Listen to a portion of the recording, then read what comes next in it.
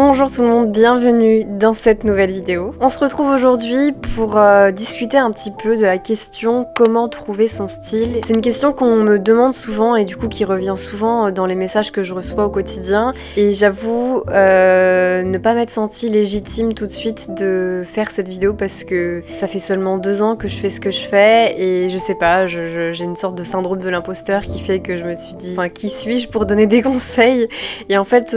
bref, c'est une question qui revient tellement souvent et de toute manière il suffit pas d'avoir 10 ans d'expérience ou 2 ans d'expérience pour se permettre de donner des conseils. Donc voilà, je vais essayer de vous partager un petit peu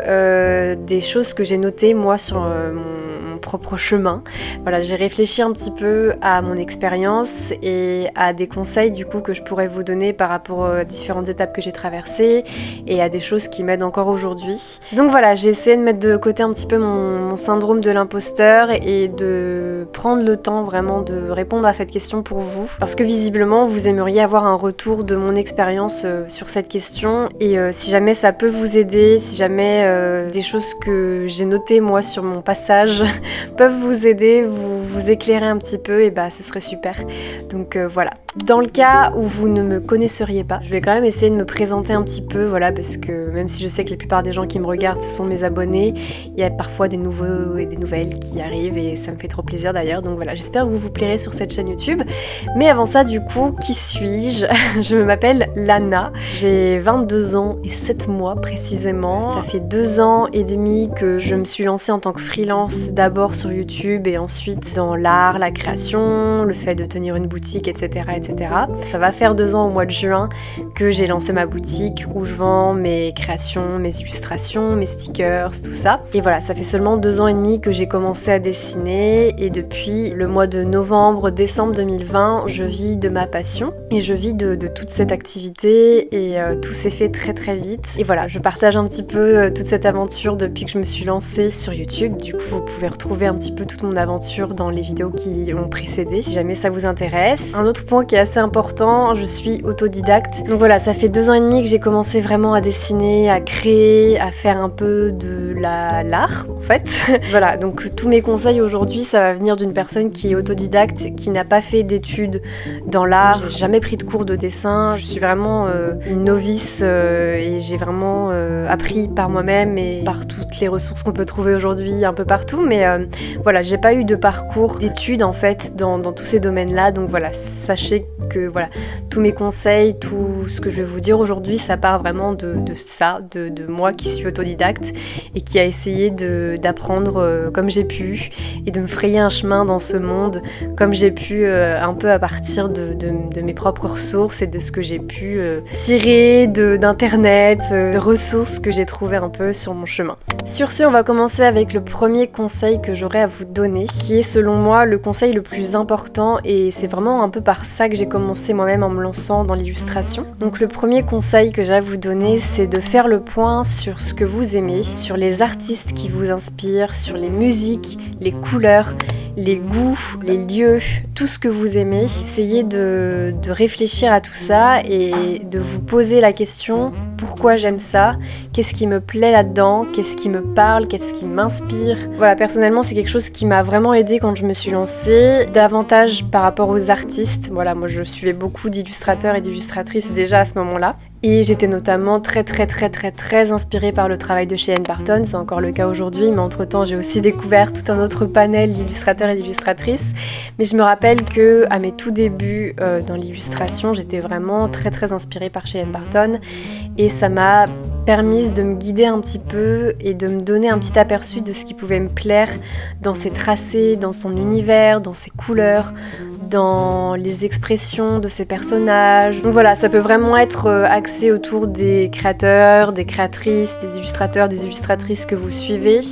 mais ça peut aussi être étendu, comme je vous l'ai dit, sur tout plein d'autres domaines comme la nourriture, la littérature, les couleurs, les musées, les lieux, textures, enfin bref, tout ce qui vous parle en fait. Je trouve ça intéressant de se poser un petit peu et d'essayer de faire un petit peu la collection de tout ce qui nous inspire, tout ce qu'on transporte avec nous au quotidien, parce qu'en fait toutes les choses qu'on aime, qui nous nous plaisent, c'est un petit peu notre bagage, et en tant qu'artiste, en tout cas dans mon cas, c'est vraiment à partir de là que part un petit peu tout mon monde créatif personnellement, et c'est à partir de ça aussi que je vais puiser ressources pour créer en fait. Donc je trouve ça intéressant de se poser la question qu'est-ce qui me plaît dans le travail de telle personne, mais aussi si vous voulez, d'ailleurs vous pouvez aller un peu plus loin et vous poser la question qu'est-ce qui me plaît pas, ou qu'est-ce que j'aurais fait différemment, parce que ça peut aussi apporter pas mal de réponses, et ça permet aussi d'avoir vraiment un réel éclaircissement sur qui on est, ce qui nous plaît à l'instant T, parce qu'évidemment c'est quelque chose qui peut évoluer. Mais voilà, je trouve que c'est vraiment un exercice qui est hyper pertinent et qui peut vraiment s'avérer très enrichissant,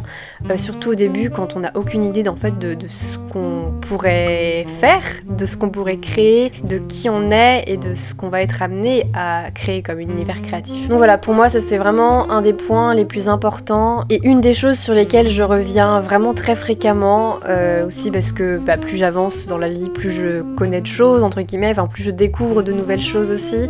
et du coup forcément quand je découvre de nouvelles choses qui me plaisent ou qui me plaisent pas, ça va aussi me remettre en question ou me poser la question ah tiens je viens de découvrir un nouveau truc et ça me plaît vraiment, et comment je pourrais l'incorporer dans mon travail, cette nouveauté qui vient d'arriver dans mon monde, comment je pourrais l'incorporer dans mon travail, qu'est-ce qui me plaît là-dedans et qu'est-ce qui m'inspire. Donc voilà, c'est quelque chose qui est toujours intéressant de faire constamment en fait, et du coup voilà, c'est pour ça que je commence par ce point qui est pour moi primordial. Le deuxième point que je vais vous partager, le deuxième conseil que je vais vous partager, ça va un peu dans la suite de ce premier conseil que je vous ai partagé, c'est de participer à des challenges créatifs et d'essayer d'entrer dans des communautés créatives. Je vais m'expliquer, mais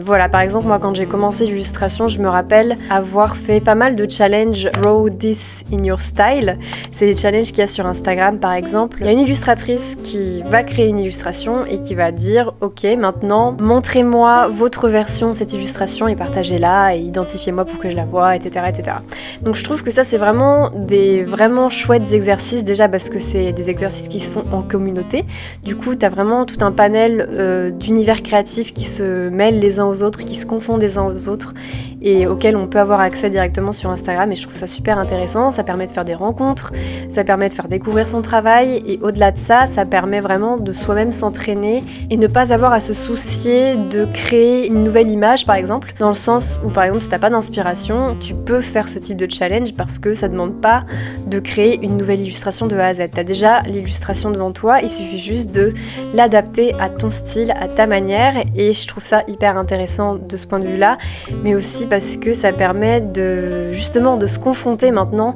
au fait que voilà, tu aimes cette illustration, tu sais une artiste que tu aimes par exemple qui a fait ce challenge et cette illustration, et du coup maintenant ça va être la confrontation avec toi, comment aujourd'hui tu la ferais et qu'est-ce que tu ne ferais pas qu'elle a fait, est-ce qu'il y a un truc que tu changerais, est-ce qu'il y a des formes que tu reproduirais différemment, des couleurs que tu reproduirais différemment, enfin, du coup que tu incorporerais différemment. C'est vraiment ce truc de passer de la théorie à la pratique, dans le sens où juste avant je vous disais de vous questionner un peu sur ce que vous aimez, par exemple qu'est-ce que vous aimez dans le travail, dans l'illustration d'une artiste par exemple, et ce que vous aimez moins dans cette illustration aussi.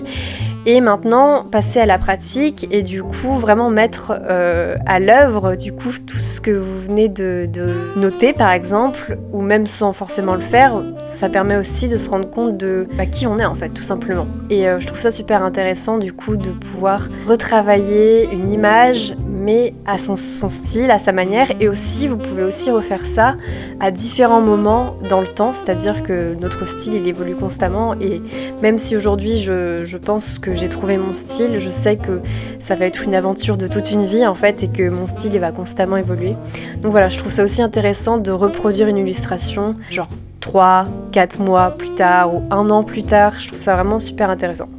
Donc voilà, je vous invite vraiment à faire ce type de challenge sur Instagram, il y en a plein, et c'est super intéressant aussi quand on manque d'inspiration et que du coup on a du mal à créer quelque chose à partir d'une page blanche. Là on a déjà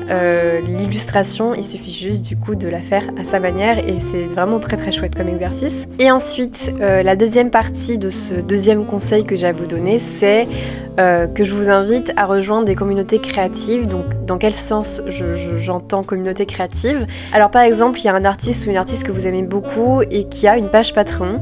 Et je vous invite vraiment à rejoindre cette page Patreon déjà parce que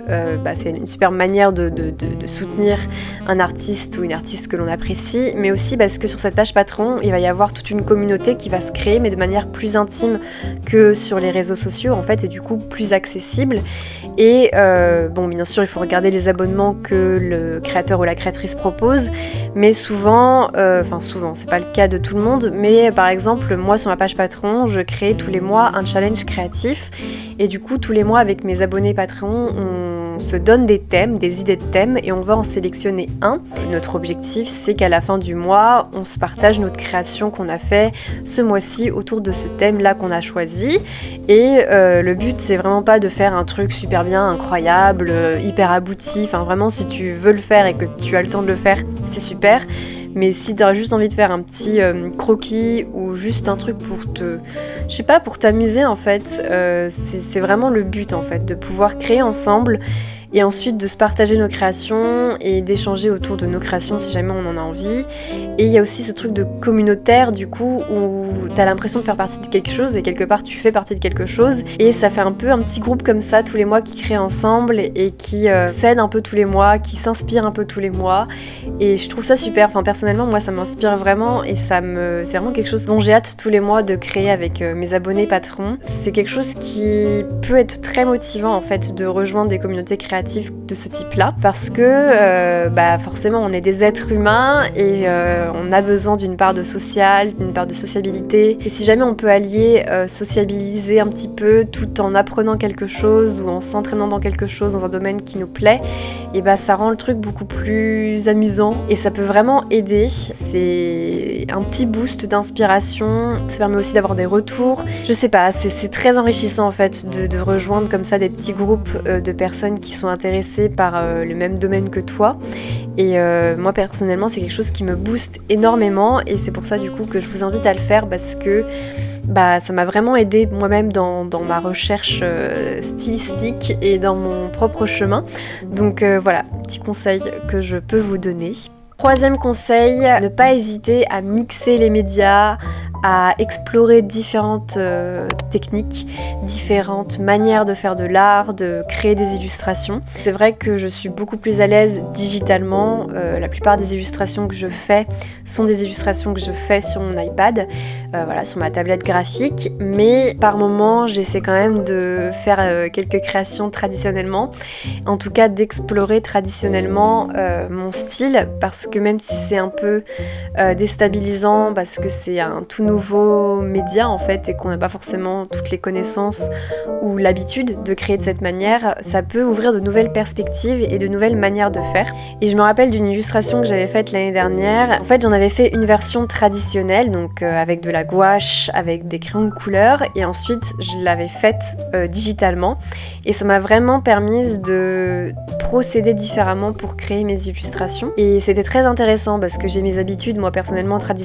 digitalement. Changer de médium, ça permet vraiment de prendre de nouvelles perspectives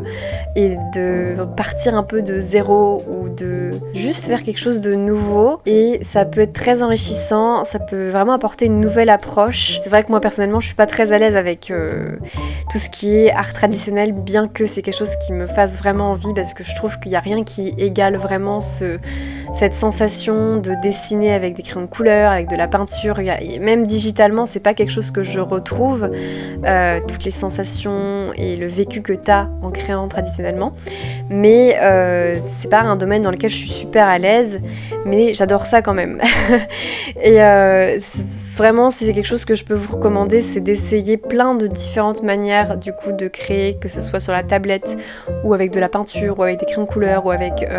des pastels. Enfin bref, ne pas hésiter, faire de la risographie, faire de la lithographie, enfin c'est tout plein d'activités qui peuvent vraiment apporter beaucoup dans son propre style créatif. et qui peuvent l'expandre et lui donner une certaine richesse et apporter de nouvelles techniques aussi. Et c'est quelque chose que j'aime beaucoup faire et j'ai beaucoup de chemin à parcourir dans ce domaine-là, dans ce truc de ne pas me contenter de dessiner uniquement sur l'iPad, même si c'est mon domaine visiblement, parce que c'est vraiment très enrichissant de faire les choses avec d'autres médiums et de ne jamais cesser d'explorer de nouvelles choses. Je trouve ça important aussi. 4e conseil qui est assez évident, mais je peux pas ne pas le dire en fait, c'est tout simplement de ne pas hésiter, d'expérimenter, de s'essayer, de constamment en fait s'entraîner et de garder en tête que le style c'est pas quelque chose de fixe a priori. Dans mon cas en tout cas, moi c'est ma manière de voir les choses, mais pour moi le style c'est quelque chose qui est en mouvement constant, qui est en redéfinition constante. Par exemple, on peut prendre toutes les illustrations que j'ai créées depuis que je me suis lancée et on peut constater que mon style a vraiment évolué et que entre les illustrations que je faisais il y a 2 ans et les illustrations que je fais aujourd'hui, il y a quand même une sacrée différence, mais il y a quand même un point de similitude qu'on peut retrouver qui est tout simplement que c'est mon tracé et c'est ma manière de faire les choses, et bien qu'elle ait évolué, il y a quand même des similitudes là-dedans. C'est pour ça qu'aujourd'hui je sens que j'ai trouvé mon style, même si je sais qu'il est toujours en redéfinition et qu'il a toujours soif davantage de précision, davantage de nouveautés, je sais pas. Donc voilà, c'est pour ça que je dis que c'est hyper important d'expérimenter et de jamais perdre de vue cet aspect de redéfinition, de modelage en fait du style, et du coup qu'en fait c'est en s'entraînant et c'est en créant en fait un peu tous les jours qu'on progresse. Et c'est pas forcément évident, en tout cas dans mon cas, parce que plus j'avance dans mon activité professionnelle, moins j'ai forcément de temps pour la création, alors que c'est quand même ce qui est au cœur de mon activité à l'origine, la création. Et du coup, je peine un peu parfois à trouver du temps pour créer, et c'est dommage parce que c'est vraiment ça qui fait qu'on s'améliore et qu'on apprend à se connaître, à connaître son style, sa patte créative. Vraiment, il y a que la pratique, presque que la pratique en tout cas, qui peut faire un vrai changement dans l'exercice de son style et dans la précision de son style. Donc voilà, c'est pour ça que je dis qu'il faut jamais s'arrêter de s'essayer, de s'entraîner et d'expérimenter, parce que tout ça est constamment en mouvement et que si on revient vraiment aux bases des bases, l'essentiel c'est de créer un peu tous les jours, en tout cas dès qu'on en a la possibilité et qu'on en a l'envie évidemment aussi, ne pas hésiter à créer, même si sur le moment t'as pas l'impression de faire un truc de folie. Je te jure que ça va te servir à un moment ou un autre, ou que tu vas en faire quelque chose en fait. Même si ça n'aura rien donné parfois en apparence, en réalité ça va te servir à quelque chose et ça va t'apporter quelque chose. Donc voilà,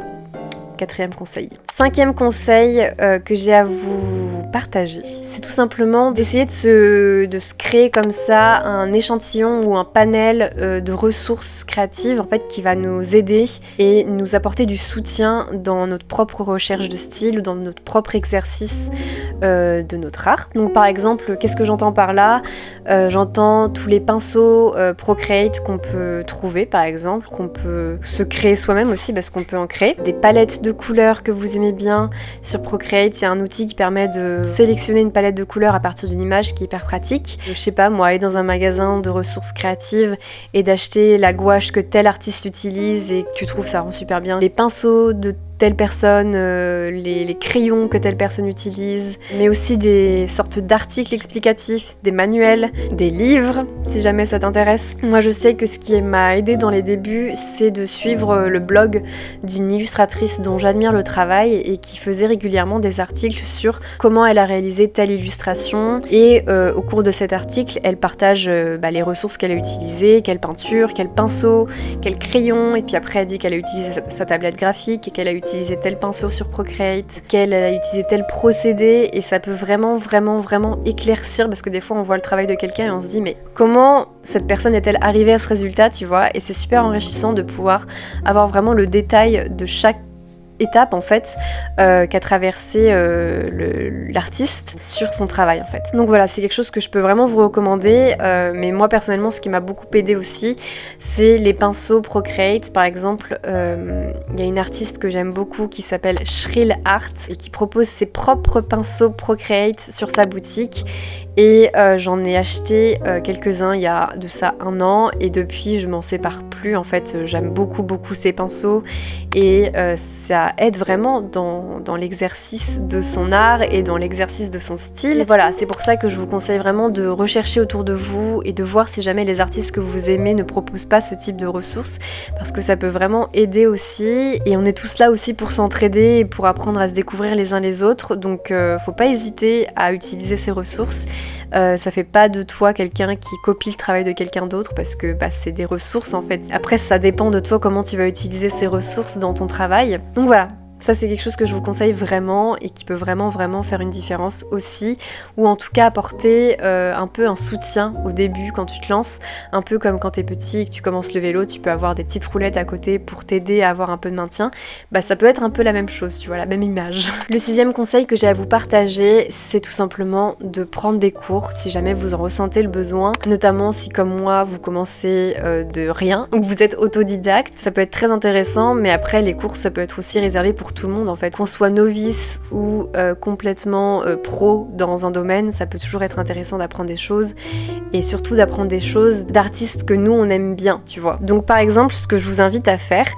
c'est d'aller voir la plateforme Domestika, qui est une plateforme de cours en ligne, mais aussi d'échanges entre créatifs, entre pros et novices, entre professeurs et élèves, on va dire ça comme ça, en fonction de quel cours tu prends. Donc c'est une plateforme sur laquelle tu as plein de cours sur plein de domaines différents, ça peut autant être l'illustration que le craft, que le marketing, si jamais c'est ça qui t'intéresse, mais là on parle plus de... Enfin dans le cadre de cette vidéo, on parle plus de l'art et de la création. Donc voilà, il y a plein de domaines comme ça qui peuvent vous intéresser, et en fait ce sont des artistes ou des profs en fait qui proposent leurs cours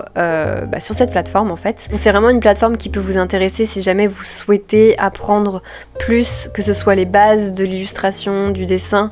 ou vraiment des choses un peu plus spécifiques. Même si jamais il y a des artistes qui vous plaisent, que vous aimez, que vous suivez, il se peut qu'ils aient proposé des cours sur cette plateforme et du coup ça permet d'avoir un vrai cours d'une personne que t'aimes beaucoup, et je trouve ça trop chouette de pouvoir avoir accès à ça. Et surtout quand on est comme moi et qu'on travaille de chez soi ou qu'on part de rien en fait, c'est super de pouvoir avoir accès à des cours directement de chez soi. Donc voilà, faut pas hésiter à prendre des cours si jamais on en ressent le besoin, et ça permet aussi d'avoir les perspectives d'autres artistes en fait qui voient les choses différemment. On a tous des choses en fait à s'apporter les uns les autres dans ce monde, j'en suis certaine, donc ça peut être hyper intéressant que de jeter un coup d'œil à des cours comme ça, par exemple sur Domestika. Si jamais ça vous intéresse, j'ai un code promo pour vous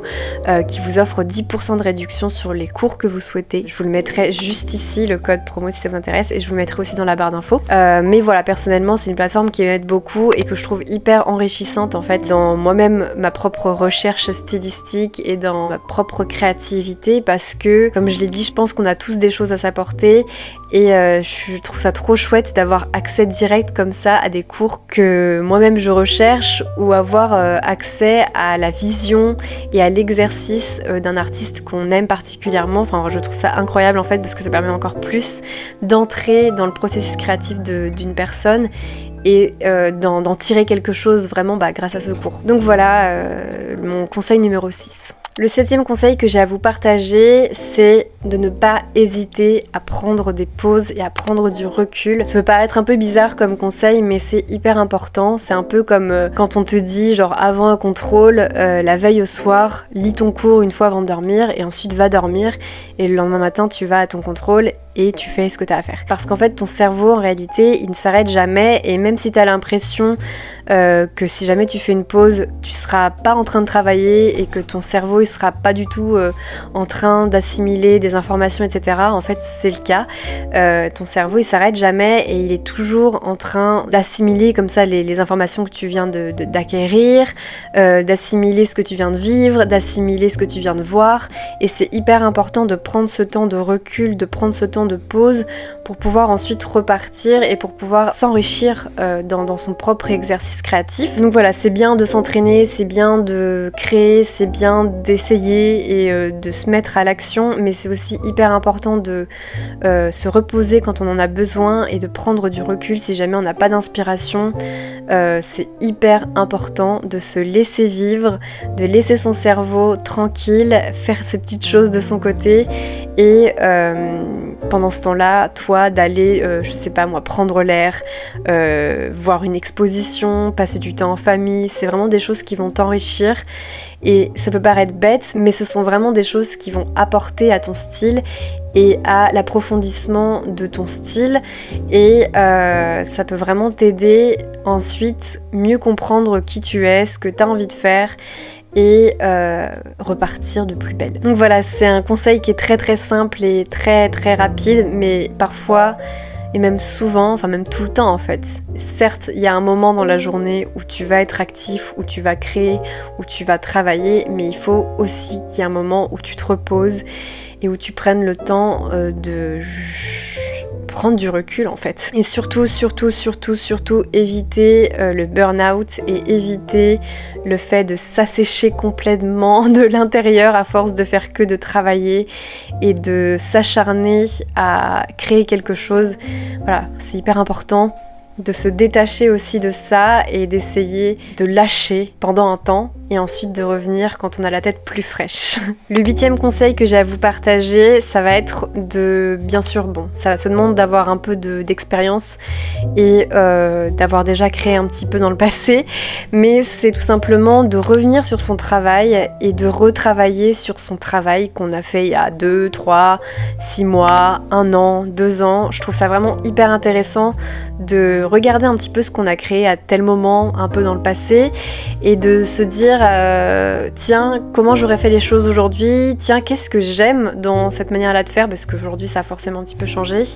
est-ce que je pourrais essayer de le refaire et de voir comment aujourd'hui je le ferais différemment du coup. Je trouve ça très très très très très intéressant de revenir sur son travail et de revenir sur des choses qu'on a fait dans le passé, parce que ça peut vraiment apporter et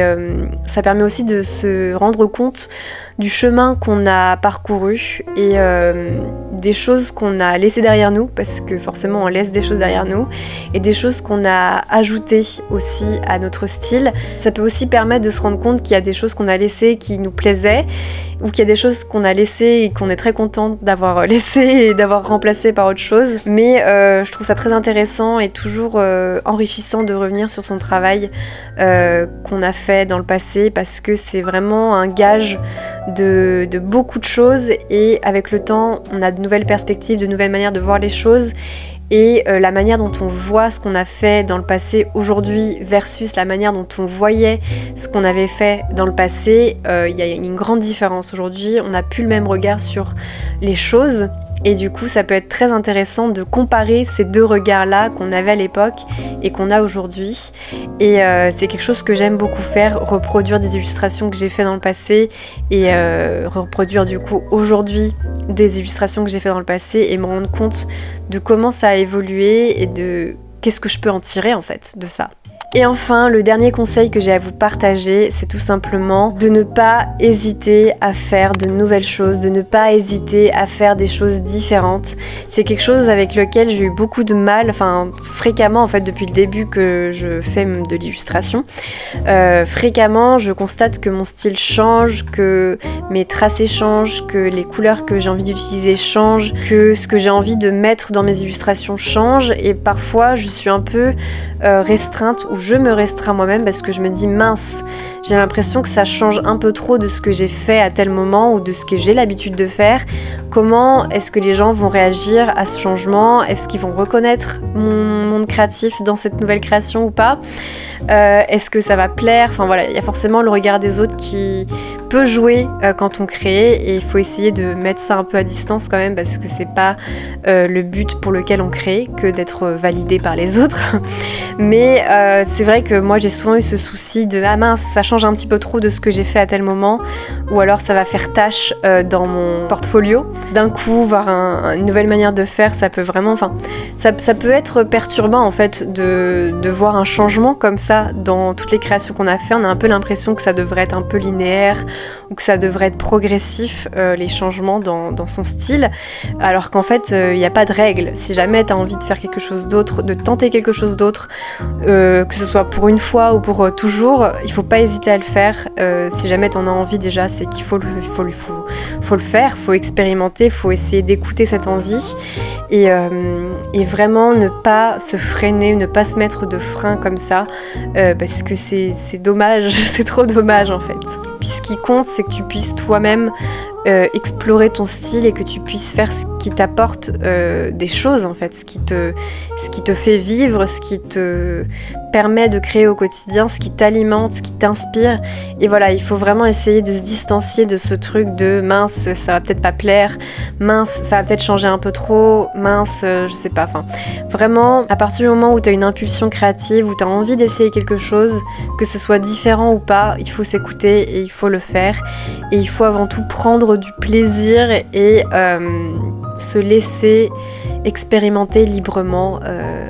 pour pouvoir trouver son style. Voilà. Donc voilà un petit peu tous mes conseils. Je suis sûre que j'ai oublié des choses et du coup je reviendrai certainement sur cette vidéo plus tard si jamais j'ai des choses à ajouter ou à préciser ou à modifier, je sais pas. J'espère que ça vous a intéressé, j'espère que ça aura pu vous aider un petit peu. Voilà, c'est vraiment le but de cette vidéo, vous partager un petit peu mon propre vécu, ce qui moi m'a aidé et du coup qui pourrait peut-être vous aider, je l'espère. Voilà, n'hésitez pas à me dire quel type de vidéo vous aimeriez voir prochainement, quel sujet vous aimeriez que je traite